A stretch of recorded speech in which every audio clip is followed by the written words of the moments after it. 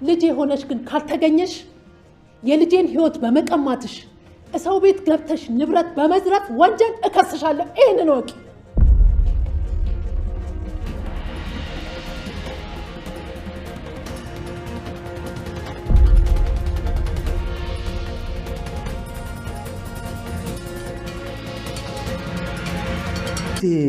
ምን ሆነሻል?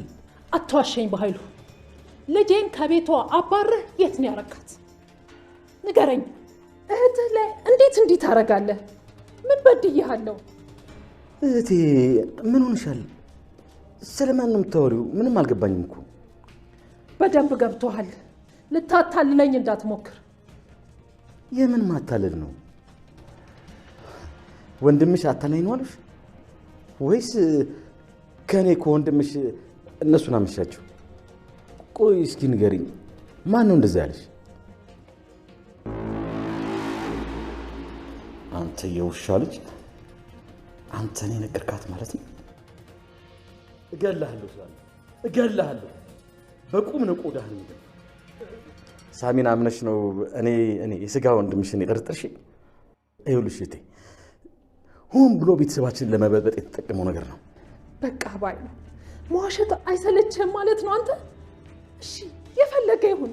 እሱ እንዴት ስለ አባባ ሊያውቅ ቻለ? ምን ስለ አባባ ደግሞ ምን አለሽ? አዎ አድርገዋል ማለት ነው። ምንድን ነው ያልሽው? ምን ሆኖ ነው ሰውየው? ምንድን ነው እንደዚህ የሚያደርገው? አባባ ምን አደረገዋለሽ? አንተ አባባ ላይ ለንብረት ብለህ ነው ቂም የምትይዘው? በጣም የምትገርም ሰው።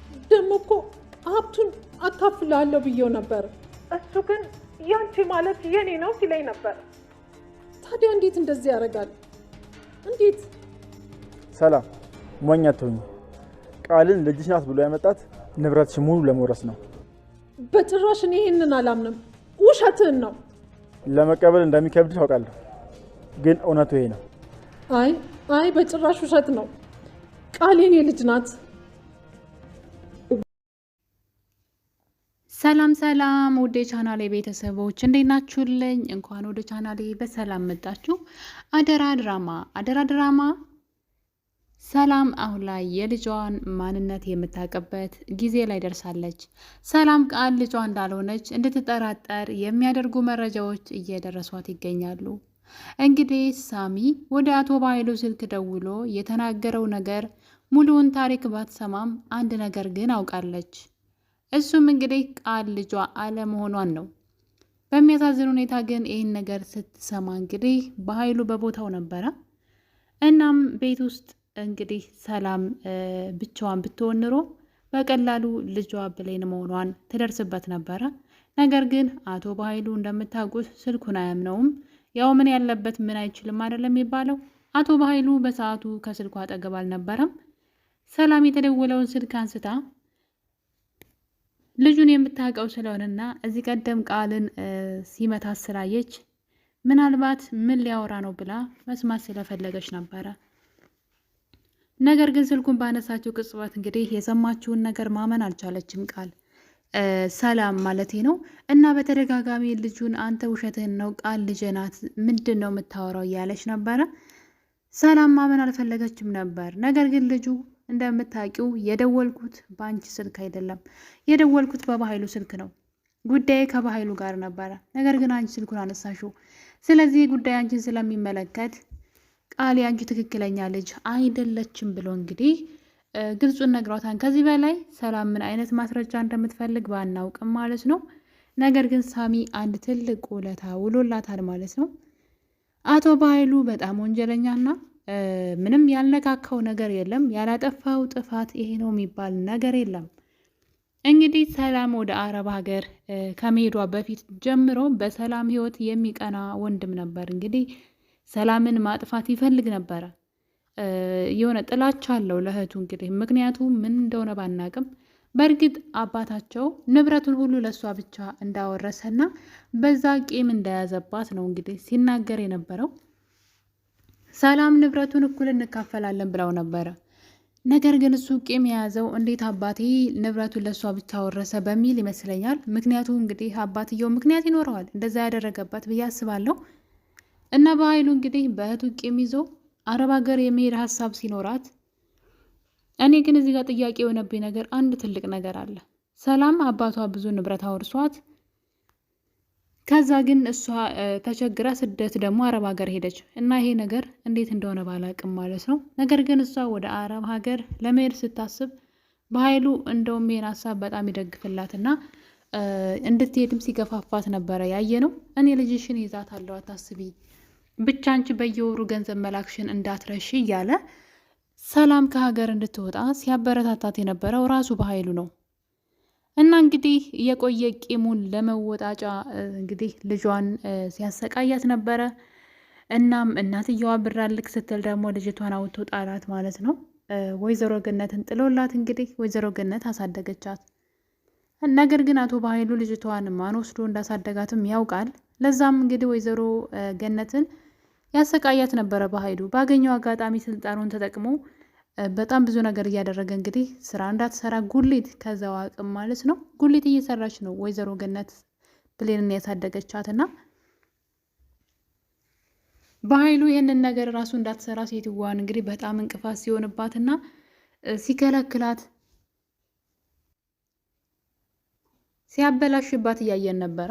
እንግዲህ የሁሉ ነገር ውጣ ውረድ አልፎ ከ10 ዓመት በኋላ ሰላም መታ ደግሞ እናትና ልጅ እንዳይገናኙ ንብረቷን ለመውሰድ ያላደረገው ነገር የለም። ሰላም ግን የምትፈልገውን ውሰድ፣ እንደው አንተ የምትፈልገውን ያለችው እኔ ልተምንልህ ራሱ ይችን ያክል አይደለም፣ አንተ የምትፈልገውን ውሰድ ብለው፣ እሱ ግን እንግዲህ ምን ሲያደርግ እንደነበረ አይታችኋል። ለገዛ እህቱ ያለው ጥላቻ ጥግ ድረስ ነው። በእርግጥ ሰላምን ብቻ አይደለም እሱ ያላበላሸው የሰው ህይወት የለም። የሳሚን ህይወት አበላሽቷል፣ የዳግምን ህይወት አበላሽቷል፣ የብሌንን ህይወት አበላሽቷል።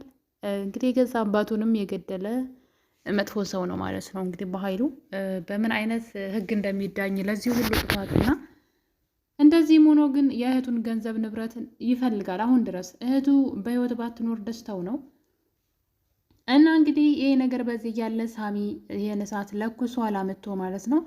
ነገር ግን ሰላም ነገሩን አላመነችም። በፍጹም ይሄ ወንድሜ በእኔ ላይ ይሄን ሊያደርግ አይችልም እያለች ለአቶ በኃይሉ እየተከራከረችለት ትገኛለች። እናም በመጨረሻ እንግዲህ አመንሽም አላመንሽም በኃይሉ እየተጫወተብሽ ነው።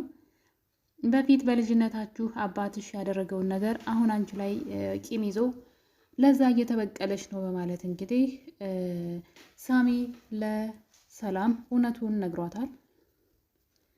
ነገር ግን አንድ ነገር እንግዲህ ስለ ልጅ እሱ ያውቃል ወይ ልጅ የት እንዳለች ያውቃል ወይ ስትለው አዎ ያውቃል በኃይሉ ብሏት፣ የት ናት ማን ናት አንተስ ካወካት ንገሬ ብላው፣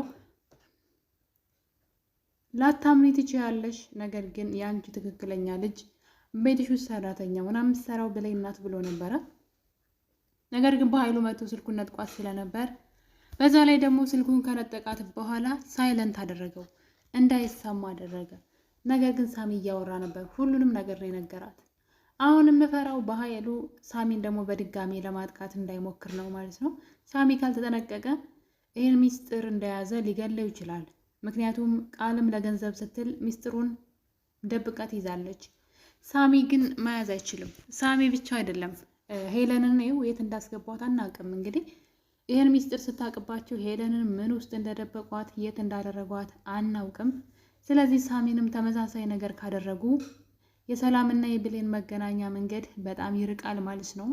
ምክንያቱም ብሌን እናቷ ሰላም እንደሆነች አልሰማችም እስካሁን ድረስ። ቃል የሰላም ልጅ እንዳልሆነች ብቻ ነው የምታውቀውና ያ ማለት ደግሞ ነገሩን ያከብደዋል። ሌላ ትልቅ ረዥም መንገድ መሄድ ይኖርባታል። ነገር ግን ሳሚ ራሱን ከጠበቀ በድጋሚ ይህን ሚስጥር መናገሩ አይቀርም። እንግዲህ ሰላም ልጇ ብሌን መሆኗን ሳትሰማ ስልኩ ተቋርጧል። ነገር ግን ስለ ቃል እንደተጠራጠር የነገራትን ነገር እንግዲህ ሰላም በቀላሉ እንደማትተወውና ዲኤንኤን ምርመራ ሁሉ እንደምታደርግ እንግዲህ እየተናገረች ነው። ነገር ግን ሰላም ብልጥ ብትሆን ኑሮ ይህን ነገር እንግዲህ በድብቅ ማድረግ ትችል ነበረ። በኃይሉ ይህን ነገር ያስቀይርባታል በእርግጠኝነት። አሁንም ዲኤንኤን ምርመራ ሲደረግ ቃል የሰላም ልጅ ሆና ነው የምትገኘው። ምክንያቱም በኃይሉ እጁን አጣጥፎ አይጠብቃትም።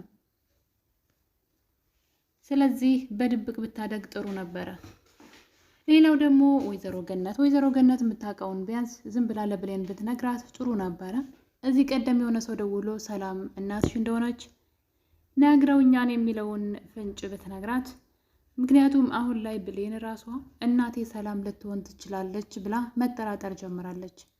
ይሄ ራሷ አንድ ትልቅ ለውጥ ነው። እስከዛ ድረስ አስባው ሩቅ ነበር የምታየው፣ ሩቅ እናቷን ሌላ ቦታ ነበር የምትፈልጋት እና አሁን ላይ ግን እናቴ እዚሁ አጠገብ ያለች ነው የሚመስለኝ እያለች እንግዲህ ብሌን ስለ እናቷ ማሰብ ብቻ አይደለም ራሷ ሰላምም እናቴ ልትሆን ትችላለች እያለች ነው።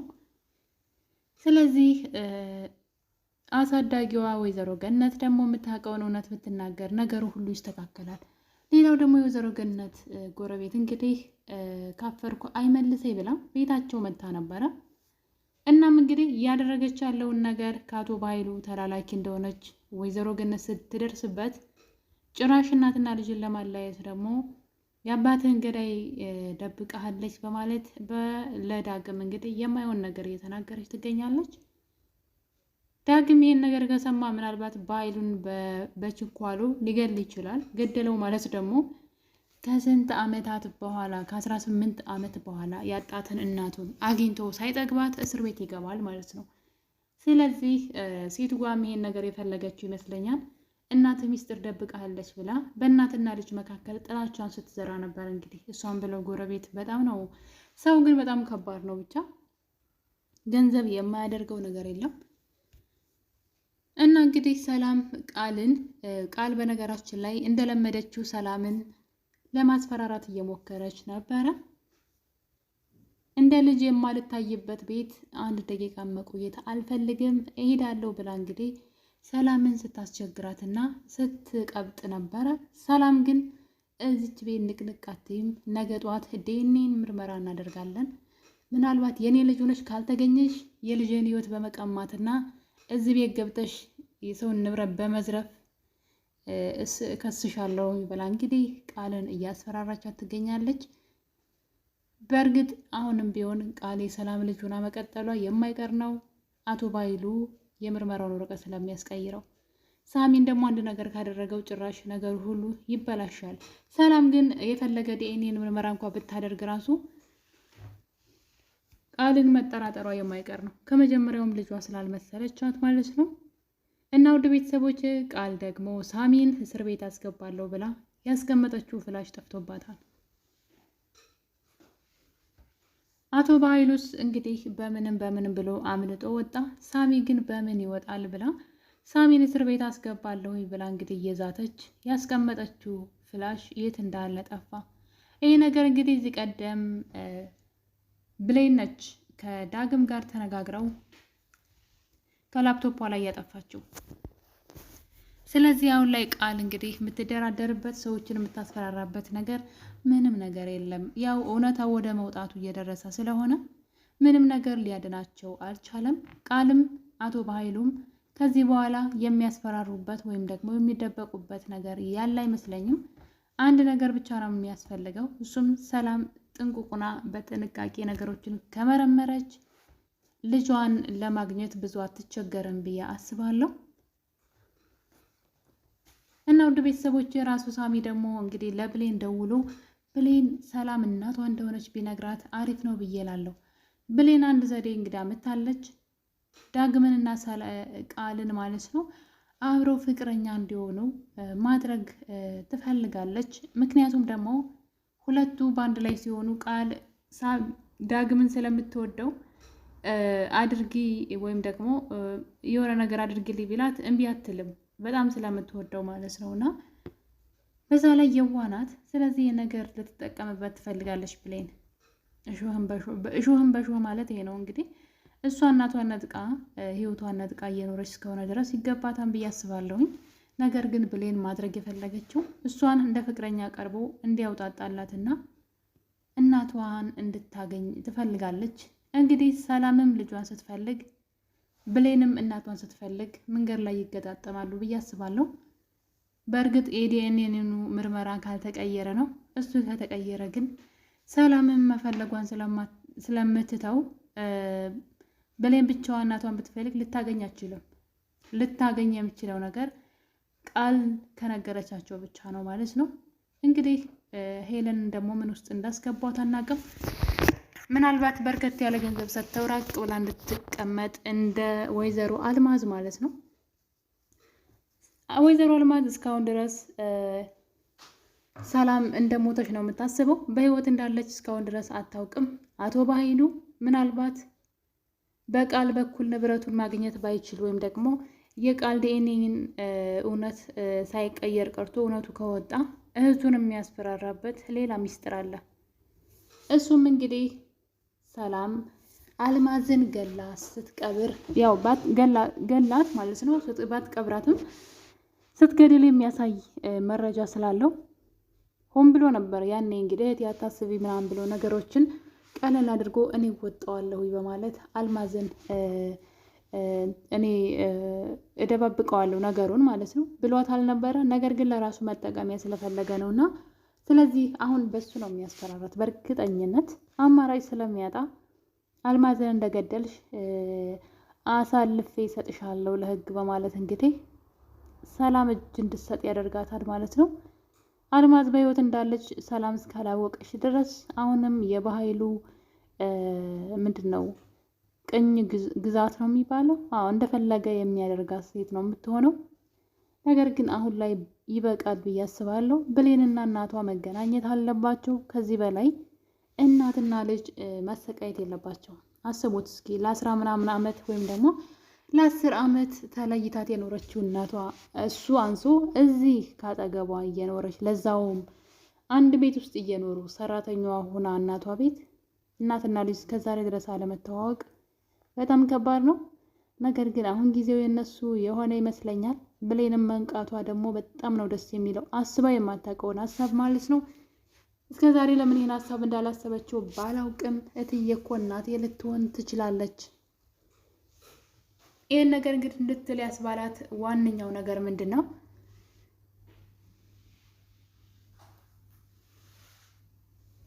አቶ በኃይሉና ቃል በሷ ህይወት ውስጥ ወይም ደግሞ ከእናቷ ጋር የተያያዘ ታሪክ ያላቸው ስለመሰላት ነው።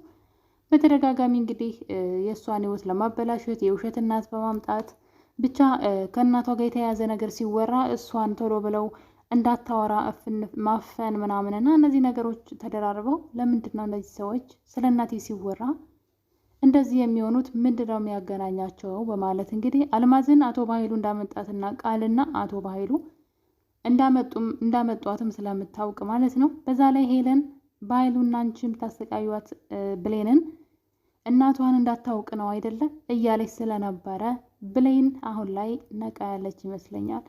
እንግዲህ ውድ ቤተሰቦቼ አደራ ድራማ በቀጣይ ምናልባት ሰላምና ብሌን የሚገናኙበት ጊዜ ይመስለኛል። በሌላ በአዲስ ቪዲዮ በቀጣይ በክፍል 43 እስከምንገናኝ ድረስ የዛሬው ይሄን ይመስል ነበረ። በቀጣይ እስከምንገናኝ ቸር ቆዩልኝ።